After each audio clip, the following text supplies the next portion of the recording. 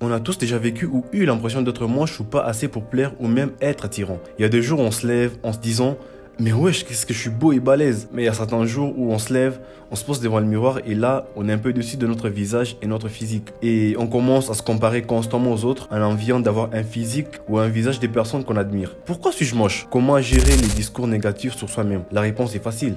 Vous n'êtes pas laid. Certains aspects de notre monde font croire que nous sommes inférieurs à ce que nous sommes. Alors, laisse-moi te décevoir un peu parce que c'est particulièrement vrai en ce qui concerne les standards des beautés. Les médias, la télévision, les réseaux sociaux et la musique sont remplis d'attentes irréalistes sur ce que nous devrions et pourrions être. En fin de compte, cela nous amène à nous concentrer sur ce que nous ne sommes pas par rapport aux autres. Sachez que des pensées telles que pourquoi suis-je moche ne découlent pas d'une croyance naturelle selon laquelle nous sommes laids. Une personne n'est née pas en méprisant son apparence. Les pensées autodestructrices se développent à partir des conditions extérieures, comme un entourage critique ou le fait d'être victime d'intimidation qui engendre la haine de soi. En plus de cela, certaines circonstances internes comme des problèmes de santé mentale peuvent également fausser notre vision de soi. Se sentir moche ou mal dans sa peau peut découler de plusieurs facteurs. Le premier facteur est la pression sociale et culturelle. Les médias, les réseaux sociaux, bref, les standards de beauté imposés par la société créent souvent des attentes irréalistes, ce qui constamment nous pousse à se comparer aux autres. On a toujours l'impression d'être pas assez, comme si au fond il y a quelque chose que ces gens-là ont mais que nous n'avons pas. Cette tendance à se comparer découle également des images retouchées ou idéalisées, ce qui peut provoquer un sentiment d'inadéquation. On les voit tout de suite chez les meufs qui utilisent un tas de maquillage pour reprendre confiance en elles. Le fait de complètement s'en foutre sur les tendances, surtout en matière de beauté, vous aidera à vous accepter tel que vous êtes. Facteur 2, faible estime de soi.